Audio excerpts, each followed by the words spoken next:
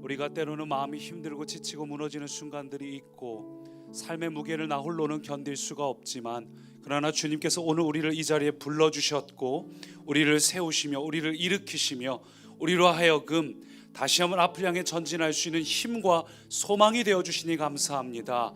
살아계신 주님, 오늘 이 자리에 임재하시고 우리를 주장하여 주옵소서. 성령님, 이 시간 가정에서 예배하는 이든 현장에서 예배하는 이든 동일하게 임재하시고 하나님의 영광으로 통치하사 우리 안에 온전히 하나님의 주장하심, 하나님의 생기가 솟아나게 하여 주옵소서. 오늘 예배를 드리고 기도하고 돌아갈 때에는, 또 우리 가정에서 기도할 때에 하나님께 주시는 생명과 소망과 힘과 능력이 우리 안에 가득 넘치게 하여 주옵소서. 하나님, 오늘 영광으로 임하여 주옵소서. 이미 임재하심에 감사드리며 예수님 이름으로 기도합니다. 아멘. 모니터 소리 조금만 줄여주세요. 오늘도 예배 오신 여러분을 진심으로 환영합니다. 정말 잘 오셨습니다. 또 우리 현장에서 예배 드리는 분들, 정말 하나님을 사모하기에 현장에서 가정에서 예배 드리는 분들도 진심으로 축복합니다. 오늘 우리가 하나님을 갈망함으로 하나님께 나와서 예배할 때 하나님이 우리의 영혼을 만족해 하십니다. 하나님 우리를 새롭게 하십니다. 하나님 기대가 되시죠? 예, 우리 사모하는 마음으로 함께 시편 119편 말씀 읽습니다. 우리 아까 소리보다 50%만 올려주시겠어요? 예, 시편 119편 49절부터 58절까지의 말씀을 교독으로 읽도록 합니다. 주의 종에게 하신 말씀을 기억하소서. 주께서 내게 소망을 가지게 하셨나이다. 이 말씀은 나의 고난 중에 위로라. 주의 말씀이 나를 살려셨기 때문이니이다. 교만한 자들이 나를 심히 조롱하였어도 나는 주의 법을 떠나지 아니하였나이다. 여호와여, 주의 옛 규례들을 내가 기억하고 스스로 위로하였나이다. 주의 율법을 버린 악인들로 말미암아 내가 맹렬한 분노에 사로잡혔나이다. 내가 나그네 된 집에서 주의 율례들이 나의 노래가 되었나이다. 여호와여, 내가 밤에 주의 이름을 기억하고 주의 법을 지켰나이다.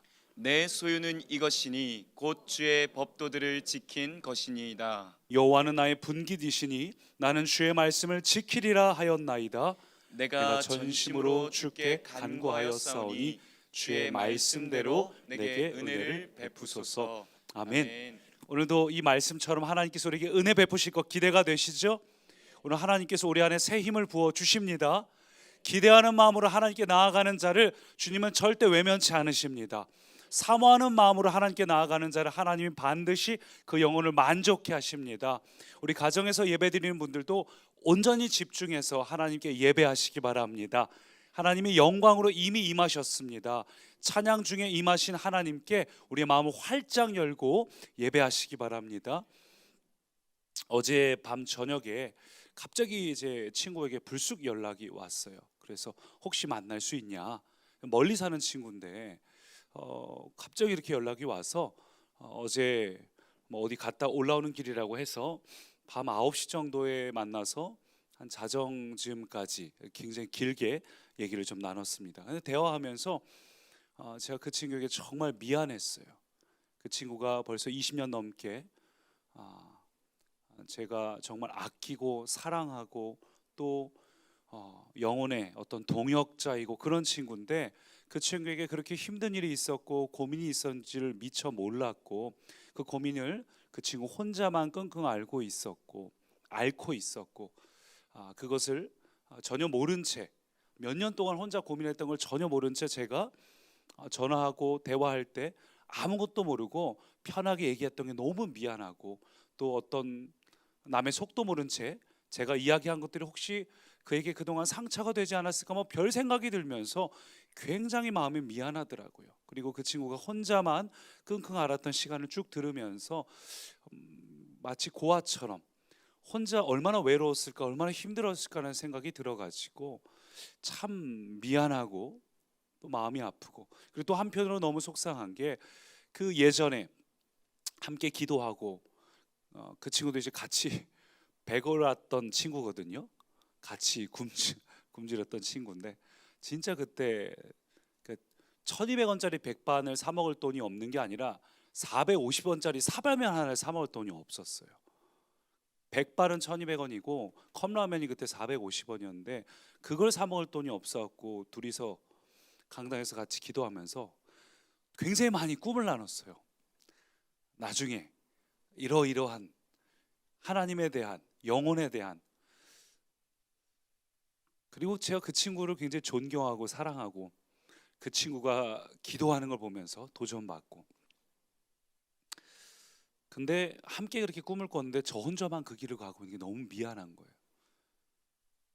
그 친구 정말 기도로 많이 준비되어 있는데 아직 그 길을 가지 못하는 여러 가지 환경과 상황에 매여 있는 걸 보면서 너무 마음이 아프고 해서 기도하면서 하나님께 질문했습니다. 그 친구가 저보다 훨씬 많이 준비되어 있고 훨씬 탁월하고 훨씬 하나님과의 친밀감이 있는 친구인데 또 왜 그 친구가 저와 함께 꿈을 꾸고 기도했던 것들이 있는데 왜 하나님 그를 계속 그런 어려움을 겪게 하시는지, 같이 꿈을 꾸게 하신 분이 하나님이신데 왜 그 꿈을 우리가 누리며 살지 못하는지 하나님께 질문하며 기도를 했습니다.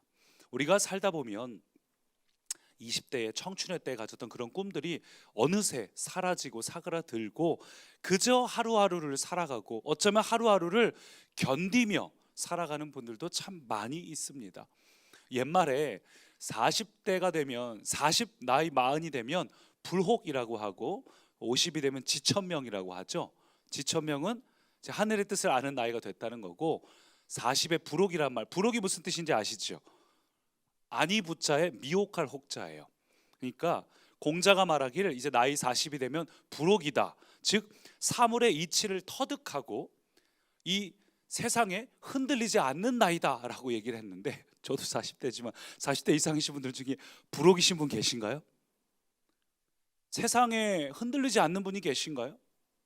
아니 오히려 인생을 살면 살수록 우리가 느끼는 것이 나이를 먹을수록 세상이 더 어려워요. 사람과의 관계가 더 어려워지고 세상 사는 게 더 힘들다고 느껴지고 오히려 세상의 유혹과 세상의 어떤 이 풍파 속에 시달리고 한없이 흔들리는 것이 사람이 아닐까요? 불혹은커녕 오히려 살면 살수록 더 어렵고 더 인생이 괴롭고 고달프다는 생각을 우리가 많이 하며 살아갑니다. 오늘 말씀 제목이 원동력인데 우리는 나이를 먹을수록 점점 더 인생이 고달프다는 생각을 해봅니다. 점점 더 책임져야 될 영역이 많고 그래서 우리가 찬양 부르면서 세월 지나갈수록 의지할 것뿐이구나 라는 생각을 합니다. 그래서 어떤 이는 그 고달픈 인생을 살면서 그 고달픔이 분노가 좌절감이 그의 삶의 원동력이 되기도 합니다. 누군가를 비난하고 비판하고 키보드 워리어가 돼서 글을 남기고 누군가를 향해서 깨트리고 무너뜨리는 비판적인 사고 속에서 살아가는 사람들도 있습니다. 그런 사람들은 불행하게도 주변의 사람들을 내 동료냐 적이냐 이렇게 판단을 해서 굉장히 스스로를 괴롭게 하면서 마음에 상처를 주면서 살아가요. 너 내 편이냐 상대편이냐 이렇게 딱 나눠가지고 내 편이면 괜찮고 상대편이면 괴롭히고 공격하고, 또 어떤 이는 소유가 삶의 원동력이 되기도 합니다. 돈이 됐든 학벌이 됐든 아니면 또 뭐가 있을까요? 명예가 됐든 이런 것들을 어떻게든 최대한 소유하려고, 내가 좀 부족해서 내가 뭔가 가진 게 없어서 내가 좀 공부를 더 해야 내 안에 좀 만족감이 있을까, 그게 내 원동력이 되지 않을까. 그래서 소유를 많이 가지려고 하지만 가지면 가질수록 우물가의 여인처럼 또 목마른 게 우리 인생임을 느끼게 되죠. 또 어떤 이는 세상을 너무나 사랑해서 쇼핑 중독이 되기도 하고, 혹은 자기가 가진 이상으로 돈을 쓰면서 자기 허영심을 채우면서 그게 내 자존감이 올라갈 수 있는 것처럼 그런 어떤 것을 구입하고 그 잠깐의 즐거움으로 인생을 살아가는 이도 있습니다. 또 어떤 이는 인터넷이나 SNS나 혹은 게임 같은 데 푹 빠져가지고 그 세계로 도망쳐서 현실은 외면한 채 그 세계 속에서 도피해서 거기서 즐거움과 삶의 원동력을 얻는 사람도 있습니다. 그런데 여러분, 하나님의 사람은 그럼 뭐가 다를까요? 세상 사람들은 이런 식으로 삶의 원동력을 얻으며 살아가요. 고달픈 세상, 살면 살수록 힘든 세상 사람들은 그렇게 어떻게든 자기 삶의 원동력을, 자기 아픔이 원동력이 되든 분노가 원동력이 되든 소유가 원동력이 되든 그렇게 살아가는데, 하나님의 사람은 그럼 뭐가 다를까요? 하나님의 사람은 단지 모여서 예배드리고 교회를 다닌다, 그게 중요한 것이 아니라 하나님의 말씀이 우리의 원동력인 줄 믿습니다. 하나님의 말씀이 우리의 원동력이에요. 하나님의 말씀을 단지 듣는 것이 아니라 말씀대로 사는 게 원동력이에요. 떡으로만 먹는 것이 아니라 떡으로만 살아야 되는 것처럼, 마찬가지로 사람이 떡으로만 사는 것이 아니라 하나님 말씀으로 살라는 것처럼, 우리가 말씀을 듣는 게 아니라 말씀으로 살아내는 말씀이 삶의 원동력이 돼야 됩니다. 그리스도인에게 말씀이 삶의 원동력이 될 때 그 말씀이 우리의 미래를 결정하고 우리의 비전을 결정하고 우리가 그 비전을 향해 달려갈 수 있는 힘이 되어줍니다. 말씀을 원동력으로 살아갈 때 내가 나이가 몇 살이 되었든 모세처럼 꿈을 꾸게 되고, 내 나이가 70이든 80이든 여전히 하나님 앞에서 내가 무엇을 해야 될지 길이 보이고 할 일이 보이고, 내가 20이 됐든 30이 됐든 몇 살이 됐든 간에 이 말씀이 우리로 하여금 꿈을 꾸고 청춘으로 살게 만듭니다. 이 말씀이 시리에 빠져있는 우리를 일으켜주고, 이 말씀이 광야 같은 내 인생 가운데 길을 내고 샘을 내주는 게 바로 말씀입니다. 그리스도인은 말씀을 원동력으로 살아가는 자입니다. 그래서 우리가 전에 나눈 것처럼 광야라는 단어, 미드바르라는 단어가 말씀이라는 단어 다바르하고 어원이 같다는 걸 우리가 나눴죠. 여러분, 그래요. 오직 광야에서만 들리는 하나님의 말씀이 있어요. 평상시에는 잘 들리지 않아요. 참 이 놀라운 게, 평상시에 듣는 하나님의 말씀과 광야에서 듣는 하나님의 말씀이 너무 다릅니다. 우리가 평상시에, 그러니까 일상의 삶을 살아가면서 들을 때는 바쁘고 할 일들이 있고 주변 사람들의 말이 내 귀에 들리기 때문에 하나님의 말씀을 듣기는 듣는데 온전히 들어지지 않습니다. 마치 리스닝과 히어링의 차이처럼 들리긴 들리는데 그게 집중이 잘 안 돼요. 근데 광야에서, 때로 우리가 인생의 광야길을 걸으면서 마음이 힘들고 무너지고 괴롭다고 느껴지는 그 순간에, 무거운 짐을 나 홀로 지고 견디다 못해 쓰러진다고 느껴지는 그 순간에, 사실은 그때가 외롭고 고독하기 때문에 하나님의 말씀이 제대로 들리는 때입니다. 너무 외로워요. 너무 고독해요. 다 잃어버린 것 같아요. 근데 그때만 들리는 하나님의 음성이 있습니다. 내 마음이 낮아지고 가난했기 때문에 그때만 들리는 하나님의 음성이 있고, 그때만 하나님 앞에 목숨을 걸고 드리는 기도가 있고, 눈물 흘리며 하나님 앞에 절박하게 엎드림이 있고, 하나님 앞에 엎드리는 자에게, 절박한 자에게만 채워주시는 말씀이 있고, 그 말씀이 능력이 됨을 경험하게 됩니다. 사랑하는 꿈의 가족 여러분, 내 삶이, 인생이 지나갈수록 시리에 빠지고 괴롭고 고독하다고 느껴질 때, 이전에는 친구가 나에게 힘이 되고 무언가가 환경이 나에게 힘이 되다가 다 떠나간 것 같고 나 혼자 고독하고 외롭다고 느껴지는 그때가 여러분 하나님의 말씀을 듣는 때인 줄을 믿으시기 바랍니다. 그때가 사실 하나님 말씀을 듣고 하나님의 말씀의 능력을 경험할 수 있는 때예요. 그래서 오늘 본문 49절 보니까 이렇게 말합니다. 같이 읽어볼까요? 주의 종에게 하신 말씀을 기억하소서. 주께서 내게 소망을 가지게 하셨나이다. 이 말씀은 나의 고난 중에 위로라. 주의 말씀이 나를 살리셨기 때문이니이다. 아멘. 말씀이 내게 소망을 주고 말씀이 나의 고난 중에 위로가 되십니다. 말씀만이 나를 살리는 능력이 됩니다. 다른 것을 원동력으로 삼지 마십시오. 우리가 힘이 들 때 내게 원동력이 될 만한 다른 것들을 구하는 인생을 사는 것은 터질 웅덩이, 다 새나갈 웅덩이를 다시 취하는 거예요. 밑으로 다 새나갑니다. 깔때기 같은 우리 인생을 새나가게 두지 말고 하나님의 반석 위에 이 깔때기를 꽂아야 말씀이, 생명력이, 생수가 솟아나는 걸 우리가 경험할 수 있습니다. 이 말씀이 오직 나의 소망이 되고 나의 비전이 되고 고난 중에 위로가 되고 지쳐있는 우리를 살리는 능력임을 믿으시기 바랍니다. 그래서 오늘도 그 마음으로 우리가 이 예배의 자리 가운데 예배를 드리고 있는 것이라 확신합니다. 하나님, 오늘도 우리가 인생을 살면서 고달프든 혹은 그냥 평탄하게 살고 있든 내 삶의 원동력을 다른 데서 구하지 않고 하나님을 내 삶의 원동력으로 삼고 싶어서 이 자리에 왔습니다. 하나님, 오늘도 이 말씀을 통해 내게 분명하게 말씀하여 주시고 말씀으로 위로를 얻고 말씀으로 생명을 얻고 말씀이 내 능력이 됨을 경험하게 해 주십시오. 우리가 그렇게 사모하는 마음으로 예배하시기 바랍니다. 오늘 본문이 시편 119편 말씀이에요. 우리가 흔히들 위급한 일이 생기면 119에 전화를 하죠. 그래서 우리가 마음이 힘들 때도 이 119편을 읽으면 참 우리에게 위로가 됩니다. 이제 구절구절이 굉장히 많은 도움이 되는데, 특별히 오늘 말씀 보니까, 우리가 읽은 본문을 보니까 주인공 다윗을 그토록 힘들게 했던 게 뭔지 아세요? 여러 가지가 다윗의 평생에 그를 힘들게 했지만 오늘 본문 보니까 51절 보니까 교만한 자들이 그를 조롱했고, 53절 보니까 주의 율법을 버린 악인, 하나님 말씀을 무시하는 그 악인들로 말미암아 다윗이 속이 다 뒤집어지고 시커멓게 썩었다고 성경은 말하고 있어요. 여러분, 때로 인생을 살다 보면 우리를 제일 힘들게 하는 게 사람인 것 같습니다. 우리가 뭐 농담처럼 내 편이 아니라 남 편이라고 하는데, 가족들 안에서도 우리가 또 지금 6개월째 같이 있다 보니까 아이들 때문에 엄마들 많이 힘들어 하잖아요. 우리가 직장 생활을 할 때도 보면 직장 생활을 하면서 힘든 것은 사실은 일이 아니라 사람이에요.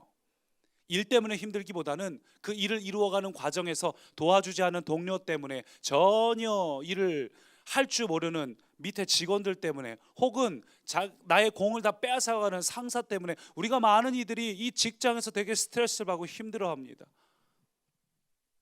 제가 어저께 90년생이 온다라는 책을 읽으면서 왜 이 20대들이 공무원 시험에 집중하는가, 사실은 이 직장 생활이 얼마나 힘들고 고달픈지를 알기 때문인데, 여러분, 다윗은 어려서부터 이 사람들 때문에 굉장히 힘들었던 사람이에요. 어렸을 때 아버지에게 버림받았죠.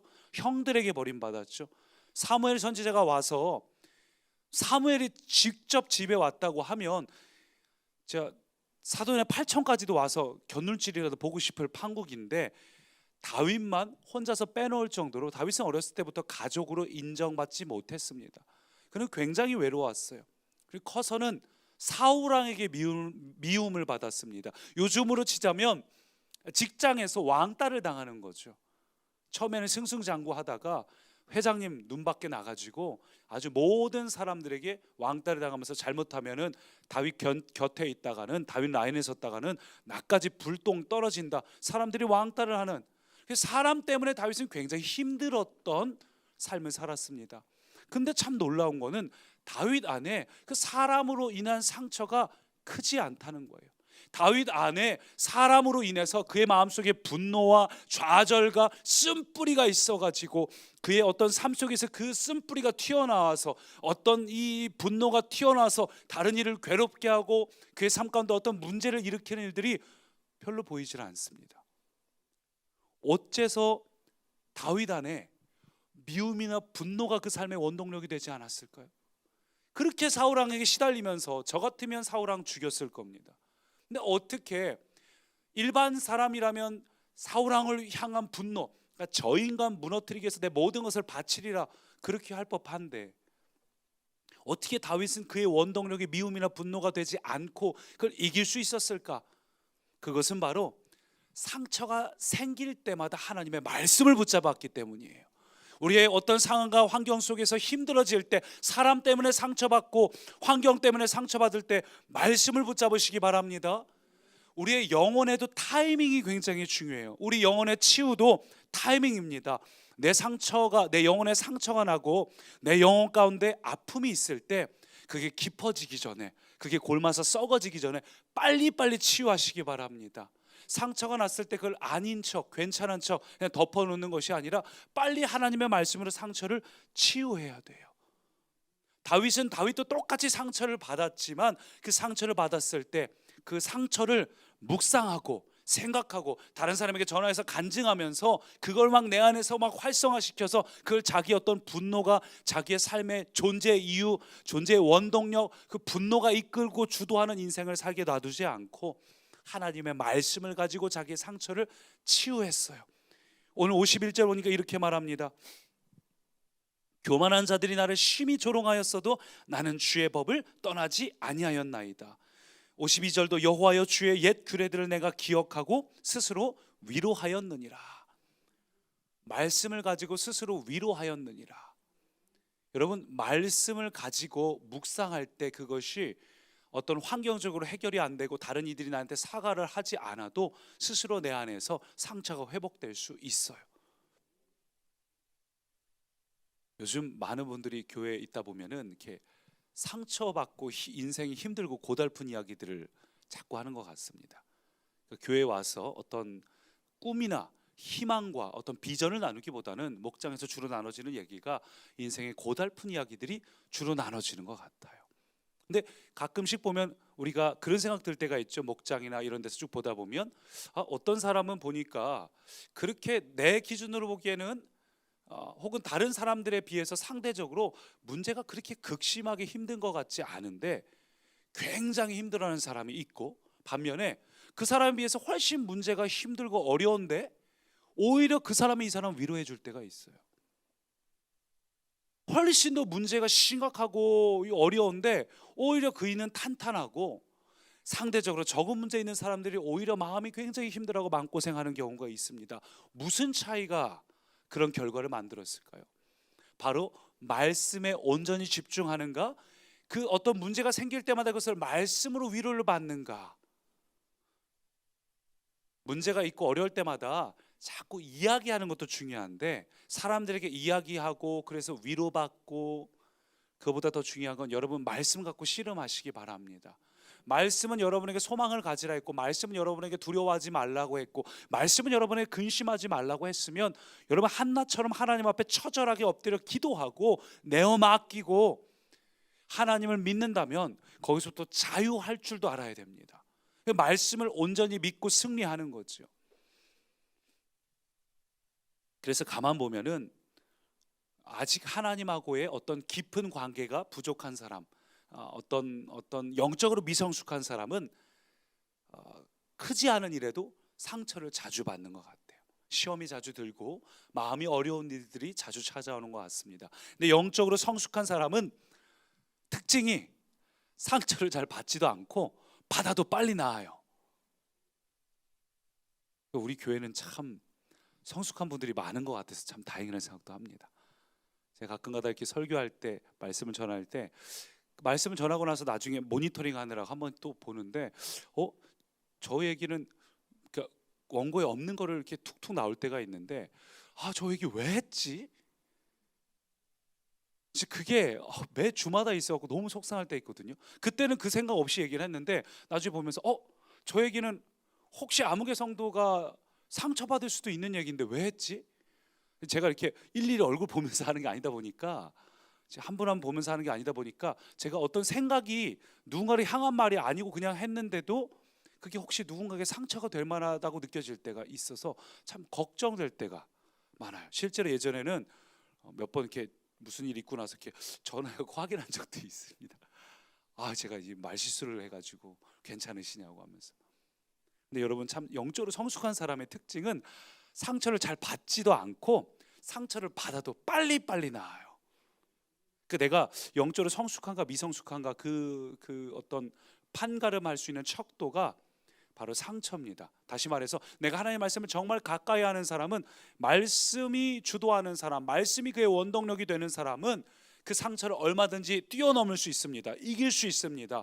하나님께서 말씀을 통해 그의 삶을 붙드시고 주장하시고 그의 원동력이 되시는 걸 경험하며 살아갑니다. 없으면 없는 거야. 상처받지 않아요. 그러나 하나님의 말씀이 힘이 되기 때문에 승리할 수 있어요. 여러분, 그래서 말씀을 가까이 하시기 바랍니다. 우리 꿈의 교회가 계속 생명의 삶 본문 이 RT를 강조하고 주일마다 이 한 주간 동안 여러분이 RT한 내용 중에서 주일 말씀하는 이유가 뭘까요? 그게 사실 목회자에게 굉장히 힘든 일이에요. 매번 정해진 본문 이 일주일 말씀 중에서 하면서 어떤 큰 틀을 가지고서 이 어떤 이 주차를 미리 짜가면서 하는 거 굉장히 스트레스 받는 일입니다. 그럼에도 불구하고 생명의 삶을 맞춰서 가려는 이유는 우리 교회가 말씀을 가까이 하면 좋겠다는 생각이 들었어요. 말씀과 기도 외에 뭐가 있습니까? 그리스도인이 이 땅을 살아가면서 승리할 수 있는 유일한 방법이 그거 아닙니까? 그래서 RT를 강조하고 요즘 이 29일 지난 후부터 매일 RT 영상 제가 올려드리고 있죠. 그거 만드는데 시간이 이제는 많이 익숙해져서 장발 전사가 한 1시간 반 안쪽이면 된다고 합니다. 많이 익숙해져서 그 짧은 거 만드는데 그 저도 막 그걸 막 미리 준비해가지고 막 촬영하고 사실 생각보다 시간이 많이 걸려요. 근데 제가 이것을 계속 하는 이유가 뭘까요? 매일의 말씀을 통해서 매일 공급받는 것이 있어야 됩니다. 사랑하는 꿈의 가족 여러분, 여러분 말씀을 가까이 하지 않으면 무엇이 여러분의 힘이 됩니까? 나도 모르게 어느새 세상에 찌들어가지고 세상 어떤 거 돌아가면서 뉴스 보면서 누군가를 비난하고 비판함으로써 그것이 나의 원동력이 되고 있고 인터넷 댓글 뉴스 기사 댓글 달고 있고 그렇게 어느새 끌려가는 인생이 아니라 말씀을 통해서 하나님의 말씀을 통해서 공급하시는 그 하나님을 경험하시기 바랍니다. 매일 RT를 하다 보면 그날 나에게 꼭 필요한 만나가 있어요. 그날 내게 공급하실 하나님의 은혜가 준비되어 있습니다. 그래서 우리가 이 말씀이 곧 하나님이시기 때문에 이 말씀을 부지런히 읽고 묵상하고 또 묵상된 말씀을 나의 삶 가운데 선포하고 적용하시기 바랍니다. 말씀을 붙들고 내 안에 근심과 걱정과 염려가 있다 할지라도 말씀으로 선포를 하셔야 돼요.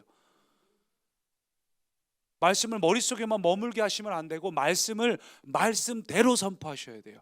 말씀이 내 머릿속에 있지만 환경과 상황을 보면서 내 생각에 맞추어서 선포하는 것이 아니라 말씀을 온전히 그대로 있는 그대로 선포하시기 바랍니다. 그리고 여러분 기억하세요. 사람들이 여러분한테 어떤 말을 할지언정 어떻게 여러분에게 비난하고 비판하고 무슨 말을 할지언정 다윗처럼 상처받지 않을 이유가 사람들이 여러분에게 무슨 얘기를 하든 그것은 하나도 여러분에게 이루어지지 않습니다. 그러나 살아계신 하나님의 말씀을 여러분이 선포할 때 그 말씀은 여러분 삶 속에 반드시 이루어집니다. 반드시 이루어져요. 그러니까 사람들이 여러분에게 한 이야기를 가지고서 자꾸 묵상하지 마세요. 그것 때문에 고통받고 괴로워하고 혼자서 남이 얘기하지 않았는데도 남들이 저렇게 생각하면 어떨까? 저렇게 생각하면 어떡하지? 혼자서 생각할 필요도 없어요. 우리가 할 일은 오직 하나님의 말씀은 내 삶 가운데 반드시 이루어지는 것이기 때문에 말씀을 묵상하고 그 말씀을 선포하고 말씀에 순종하는 삶을 살아가시기를 축원합니다. 그래서 다윗은 평생에 걸쳐서 정적들이 많았지만 그들에게 일일이 반격하지 않았어요. 시므이가 쫓아오면서 막 돌을 던지고 비난해도 그거 공격하지 않았어요. 왜냐하면 다윗은 하나님께서 어떻게 하실지 알았기 때문이에요.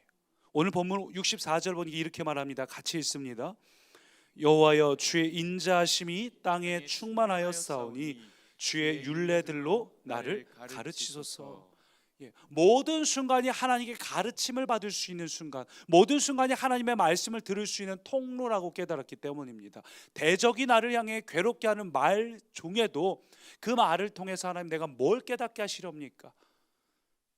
성숙한 그리스도인은 마음이 힘들고 공격받고 어렵다고 느껴지는 그 순간에 일일이 반격하고 그 사람하고 대적하는 것이 아니라 그 말씀을 가지고 스스로를 겸손히 돌아볼 줄 압니다. 오늘 하나님께서 내 마음이 혹시 높아져서 내 마음이 겸손하라는 게 아닐까? 실제로 내 마음이 실제로 저런 상태가 된 게 아닐까? 스스로를 돌아보고 그래서 그렇게 살아가는 사람은 어려움 때문에 괴로운 인생이 아니라 어려움 중에도 오히려 성숙해지는 인생이 됩니다. 저는 우리 꿈의 가족이 말씀 때문에 날마다 모든 순간에 성숙해지시기 바랍니다. 그래서 57절에도 보면 여호와는 나의 분깃이시니 나는 주의 말씀을 지키리라. 말씀대로 살겠다고 강조하고 있는 거예요. 다윗은 어렸을 때부터 전장에서 잔뼈가 굵었어요. 전장은 오로지 명령과 복종이 있는 곳입니다. 하나님의 말씀은 우리가 순종을 할까 말까 고민의 대상이 아니라 거래의 대상이 아니라 계산의 대상이 아니라 오로지 순종의 대상임을 믿으시기 바랍니다. 내 감정에 따라 판단하는 것이 아니라 오로지 말씀대로 살아갔어요. 여러분 다윗이 하나님 말씀대로 살았을 때 군인 정신으로 그 말씀에 복종했을 때 우리도 하나님의 말씀에 그런 정신으로 복종하면 우리도 하나님 앞에서 그리스도의 위대한 군사가 될 줄 믿습니다. 우리가 하나님의 말씀을 내 삶의 원동력으로 삼고 어떤 순간에도 하나님의 말씀을 순종하기로 결단하는 게 왜 중요하냐면 하나님의 말씀이 오늘 여러분 가운데 주어지고 여러분이 그 말씀을 받아들이고 앞으로 내가 하나님 말씀을 원동력으로 삼아 살겠다 결단하고 그 말씀에 순종하는 그 순간부터 여러분은 더 이상 세상에 속한 사람이 아니라 온전히 하나님께 속한 자가 됩니다. 성경은 이렇게 말해요. 요한복음 17장 예수님께서 하신 말씀인데요, 같이 읽습니다. 내가 아버지의 말씀을 그들에게 주었사오매 세상이 그들을 미워하였사오니 이는 내가 세상에 속하지 아니함 같이. 그들도 세상에 속하지 아니함으로 이남이니이다. 보니까 내가 아버지의 말씀을 그들 가운데 주니까 세상에 속하지 않게 되었다. 그리고 세상이 우리를 미워한다라고 성경은 말하고 있습니다. 여러분, 그래요. 우리가 어떻게 하면 세상을 이길 수 있을까요? 어떻게 하면 우리 그리스도인들이 세상에 가진 자들, 조건들을 갖고 있는 자들, 어떻게 하면 그리스도인들이 그들을 이길 수 있을까요? 어떻게 하면 우리가 창세기 최초에 하나님께서 우리를 지으신 대로 이 세상을, 온 피조 세계를 정복하고 통치하고 다스리는 자가 될 수 있을까? 그것은 말씀을 붙잡는 것임을 믿으시기 바랍니다. 말씀을 붙잡고 살 때 우리는 더 이상 세상에 속한 자가 아닙니다. 말씀을 붙잡고 살 때에 우리는 더 이상 사단에게 속한 자, 사단의 부림과 사단의 통치를 받는 자, 사단에게 끌려다니는 자가 아니라 자꾸만 세상의 유혹 가운데 시달리고 그래서 사람들을 통해서 공격할 때 일일이 반응하면서 인생을 낭비하는 자가 아니라, 세상에 속한 자가 아니라 말씀을 붙잡고 살아갈 때 하나님께 속한 자가 됩니다. 왜냐하면 말씀이 곧 그리스도시라고 요한복음 1장은 말하기 때문이에요. 말씀을 믿는 것이 곧 그리스도를 받아들이는 것입니다. 포도나무의 비유에 말한 것처럼 내가 그 안에 그가 내 안에를 구체적으로 어떻게 해요? 말씀이 내 안에 거하고 그럴 때 내가 그리스도 안에 거하는 것이라고 성경은 분명히 이야기하고 있습니다. 그래서 우리가 말씀을 붙잡고 하나님, 내가 말씀대로 살겠습니다. 하나님, 내게 말씀해 주십시오. 내가 더 이상 내 삶의 원동력을 다른 것으로 구하지 않고 말씀대로 살겠습니다. 우리가 그렇게 취하고 선포하고 나는 더 이상 세상에 속하지 않았다고 이야기할 때, 그때 세상의 유혹이 더 이상 여러분에게 힘쓸 수 없습니다. 세상의 근심과 걱정이 더 이상 여러분을 힘쓰게 할 수 없습니다. 여러분의 땅 위에 여러분을 엉키고 있던 그 모든 가시덤불은 말씀이란 제초제 앞에서 다 시들어 없어질 거예요. 여러분은 쑥쑥쑥 올라가서 30배, 60배, 100배 결실을 반드시 이루실 줄 믿습니다. 53절도 보니까 이렇게 말해요. 주의 율법을 버린 악인들로 말미암아. 여러분, 무엇이 악인입니까? 무엇이 세상 가운데 속한 자들입니까? 주의 율법을 버린 자들이에요. 하나님의 말씀을 내 힘과 원동력으로 삼지 않고 다른 것들을 구하며 살아갈 때, 우리가 세상을 살아가다 보면 참 많은 것들이 우리에게 기쁨을 줍니다. 그러나 어떤 순간보다 주의 말씀을 기쁨으로 삼으시기 바랍니다. 이것을 누릴 수 있는 방법은 한 가지밖에 없어요. 갈수록 더 깊이 빠져드는 것 외에 없습니다. 저희 아이들 보면 놀이동산 데리고 왔을 때 무서워서 못 탄다고 하다가 일단 한번 타면 어떻게 될까요? 계속 타고 싶죠. 맛있는 걸 먹어보기 전까지는 그게 맛있는지 모르고 안 먹는다고 하다가 일단 먹으면, 맛있으면 계속 먹게 되는 것처럼, 좋은 차를 타보기 전에는 차의 기준도 모르고 그냥 달달달거리는 게 정상인 줄 알다가 좋은 차를 타보면 이런 세상이 있구나 깨닫는 것처럼, 우리가 말씀으로 더 깊이 들어가서 그 말씀의 능력을 경험해야지만 계속해서 그 길을 갈아갈 수 있어요. 그게 없이 우리가 지금 아직 깊이 체험도 안 해본 상태에서 나는 세상으로 힘을 얻고 세상이 나의 기쁨이 되고 세상이 나에게 즐거움이 되고, 여러분 그러고 계시다면 오늘 결심하시기 바랍니다. 여러분 안에 겨자씨만한 믿음이라도 다시 한번 반응하고 결단할 때, 나중에 은혜 받으면 해야지가 아니라 오늘부터 하나님 말씀만이 내 원동력입니다라고 고백하실 때 오늘 그 말씀이 여러분을 살리십니다. 말씀을 그냥 아는 것으로 그치는 것이 아니라 말씀이 여러분의 생명이 되시기를 축원합니다. 그래서 말씀을 붙잡고 사는 자는 세상에 속한 자가 아니기 때문에 여러분이 선포하는 것이 이루어져요. 여러분, 우리가 말씀대로 살아가면 하나님의 자녀 의식과 이 세상에 대한 주인 의식을 가져야 됩니다. 여러분이 하나님의 자녀고 하나님의 자녀이자 상속자라고 하셨습니다. 그러므로서 나는 하나님의 자녀임으로써 이 땅을 통치하고 다스릴 수 있는 권세가 우리에게 주어졌습니다. 우리는 하나님의 상속자입니다. 말씀을 가까이 하면 가까이 할수록 세상이 두렵지 않아요. 내게는 문제가 두렵지 않아요. 말씀이 가까이 할수록 이 문제는 작아지고 하나님이 얼마나 위대하신 분이고 얼마나 능력 있으신 분인지를 알기 때문에 이 하나님의 말씀과 능력을 가지고 내 앞에 있는 문제를 향해 선포할 수 있습니다. 그리고 과연 그 문제는 여러분 앞에서 무너지고 깨지고 갈라지고 길이 열리고 샘물이 터지는 것을 누리시기 바랍니다. 여러분 하나님의 자녀입니다. 여러분 하나님의 상속자입니다. 자녀됨과 주인됨의 권세를 가지고 승리하시기 바랍니다. 말씀을 맺습니다. 우리 반주를 해주시고요. 제가 어제 제 친구 얘기를 들으면서 너무 속상했던 게 이 광야의 시간이 한 20년 정도를 흐르니까 제 친구의 마음이 굉장히 무너지고 지쳐 있었어요. 그러니까 오랫동안 사역을 하고 싶었는데 사역을 하지 못하고 힘든 시간들을 쭉 보내고 있는데, 여러분 광야가 힘든 건 약속이 보이지 않기 때문이죠. 약속의 땅에 언제 들어갈지 모르는 막막함이 있고, 그래서 광야 가운데 오래 머물다 보면 결국 내 눈이 광야에만 집중하게 되고, 그래서 내가 무너지고 나를 죽게 만들고 나를 쓰러뜨리게 만듭니다. 분명히 20대에 같이 강당에서 기도하면서 막 꿈을 꾸고 외쳤는데 그것을 지금도 기도하고 있지만 과연 이루어질까?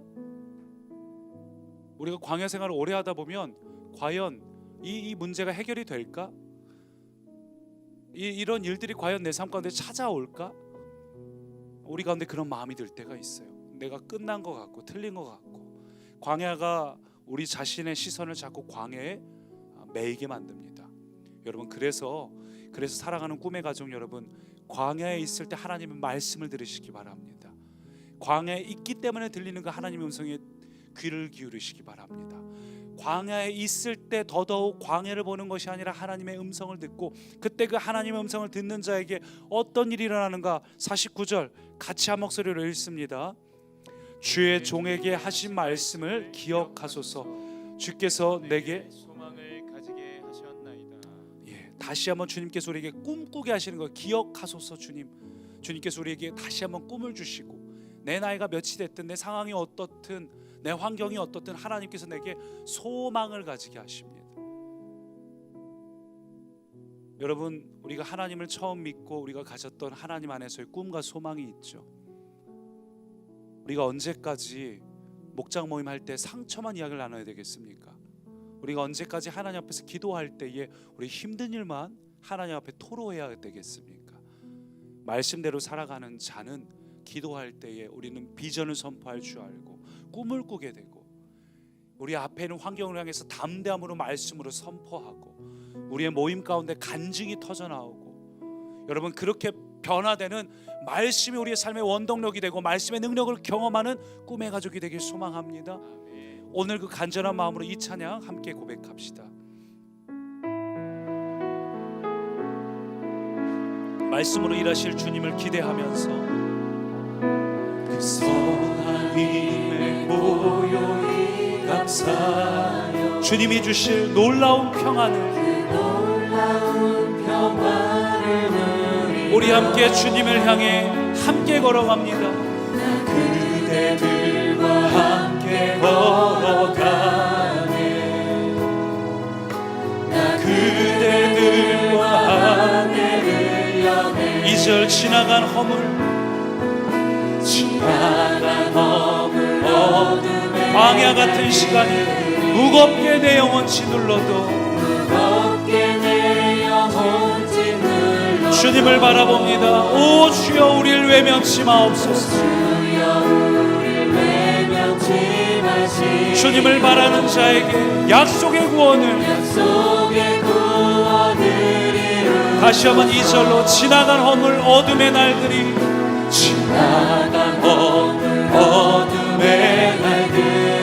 오늘 우리를 무겁게 내 영혼 짓눌러 그러나 신실하신 주님을 바라봅니다. 주여 우리를 외면치 신실하신 주님, 그 약속의 구원을 이루소서. 그 하나님의 놀라운 능력이, 그 선한 힘이 우리 감사지 믿음으로 기대합니다. 기대하네. 주님 눈을 들어 주님을 봅니다. 주 언제나 우리와 함께. 광야 같은 하루라도 이 하루하루가 그 선한 힘이 우리를 감싸시니, 그 선한 힘이 우리를 감싸시니. 주님, 우리가 믿음으로 우리의 내일을 바라봅니다. 우리의 나이가 몇 살이든 환경이 어떻든 우리는 주님을 기대합니다. 주 언제나 우리와 함께.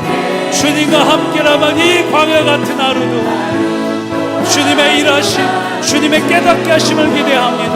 한 번 더 그 선한 힘이, 그 선한 힘이 우리 주님, 우리는 주님을 기대합니다.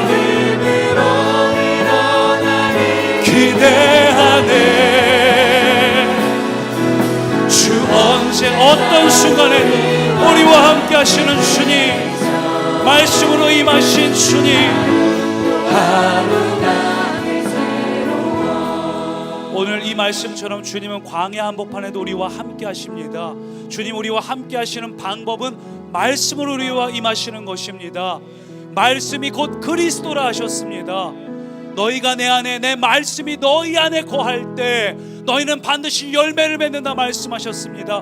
우리 함께 합심으로 기도할 때, 하나님, 내가 그동안 세상을 바라보거나 세상에 치이거나 세상 때문에 휘둘렸다면 이제는 말씀이 내 안에 가득하게 하여 주십시오. 말씀이 원동력이 되게 하시고 말씀이 생수가 되게 하시고 하나님의 말씀으로 나의 머리끝부터 발끝까지 나를 다스려 주십시오. 주여만 간절히 외치며 기도합니다. 주님,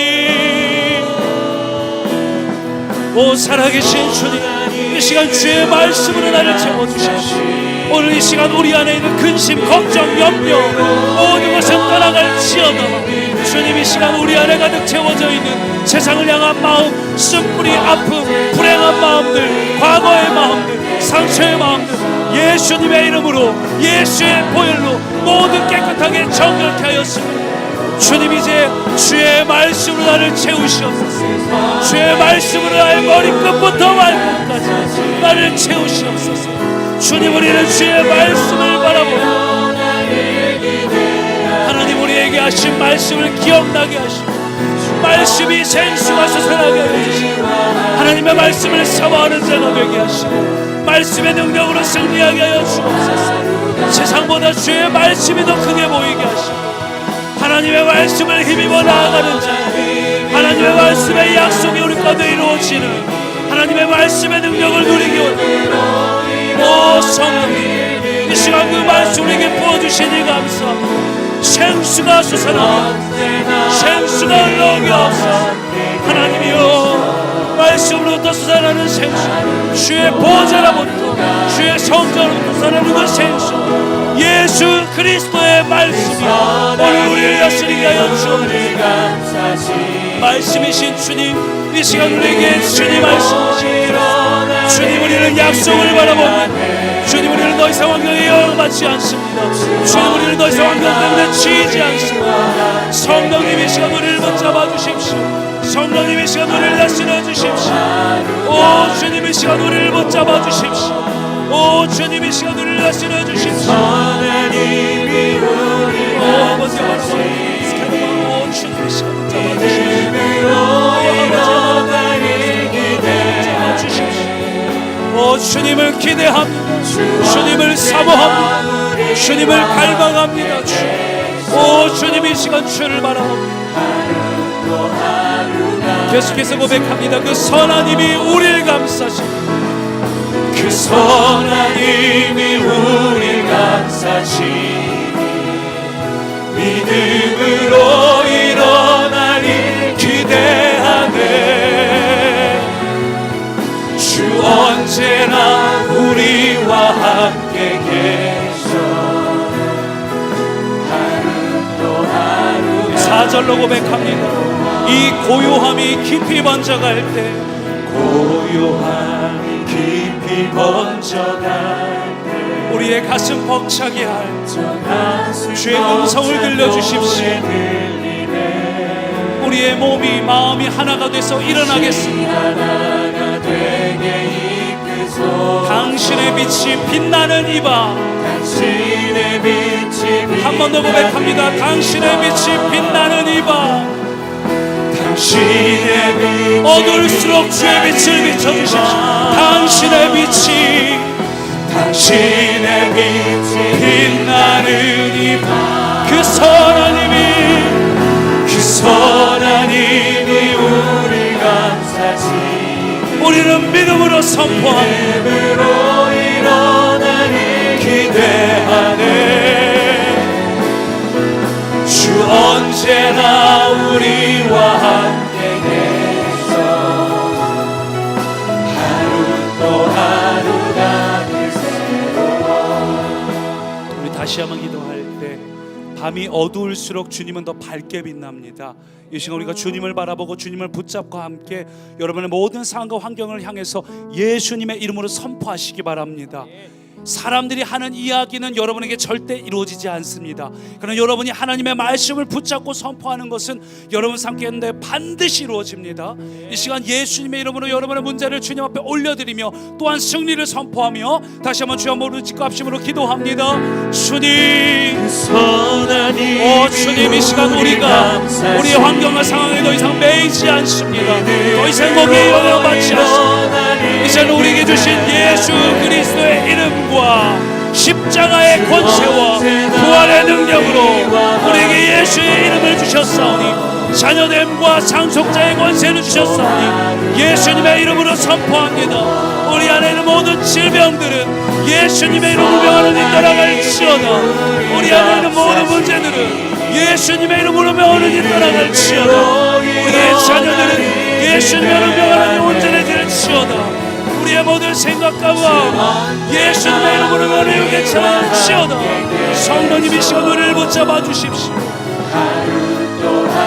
주님 우리가 믿음으로 선포합니다. 우리의 어둠은 떠나갈지어다. 주님 우리가 말씀을 붙잡고 승리를 선포합니다. 주님 우리는 꿈을 꿉니다.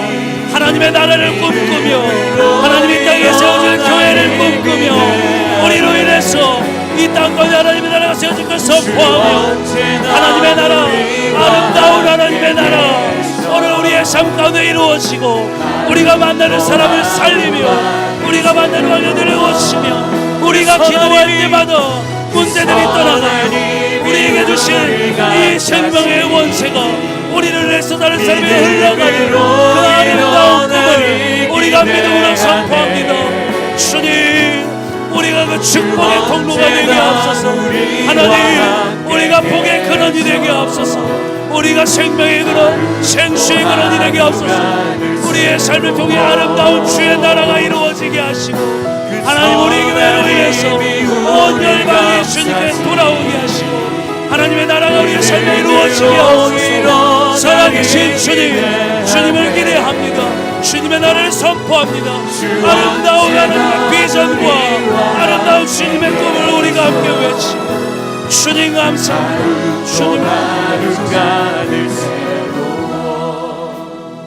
주님이 언제나 우리와 함께 계시면 하루 또 하루가 새로움을 고백합니다. 오늘 우리 환경에 매이지 않고 주님을 꿈꾸고 말씀을 원동력으로 살아갈 때 그 말씀이 곧 예수님이기 때문에 주님 우리를 통해 아름다운 꿈을 꾸기에 우리 하루하루가 더 새로워지고 하루하루가 기대되게 하옵소서. 아멘. 사람들은 세상에 휘둘리고 지치고 힘들어하지만 우리의 하루하루는 날이 갈수록 더 새롭고 꿈을 꾸고 기대하고 우리 나이가 어떻게 됐든 건강이 어떻든 환경이 어떻든 우리가 날마다 꿈을 꾸며 하나님 안에서 기쁨으로 청춘으로 독수리와 같이 살게 하여 주옵소서. 아멘. 여러분 계속해서 개인 기도하실 때 여러분 아름다운 꿈을 꾸며 같이 기도하시기 바랍니다. 여러분은 하나님께서 이 땅을 변화시키기 위한 복의 근원, 복의 통로입니다. 여러분이 기도할 때 여러분 주변에 있는 사람들이 살아납니다. 여러분 그렇기 때문에 기도하십시오. 여러분 곁에 있는 사람들을 위해 기도하십시오. 여러분의 선포는 놀라운 능력입니다. 여러분 교회를 위해서 기도하시고 이 나라 민족을 위해 기도하시고 열방을 위해 기도하시기 바랍니다. 또 여러분의 삶을 여러분이 만나는 사람들, 여러분 때문에 그들이 살아나고 그들에게 도움이 되고 생명이 되는 인생을 여러분 내가 그렇게 살고 싶다고 하나님 앞에 선포하며 기도하시기 바랍니다. 하나님은 여러분을 통해서 하나님의 나라를 꿈꾸게 하시고 아름다운 하나님의 나라를 반드시 이루십니다. 같이 기도할 때 여러분 자신과 모든 열방을 향해서 쓰임받을 여러분과 또 아름다운 하나님의 꿈을 위해서 계속해서 함께 우리 가정에서도 10분 이상 기도하시고 돌아가시겠습니다. 같이 기도합니다. 살아계신 아버지,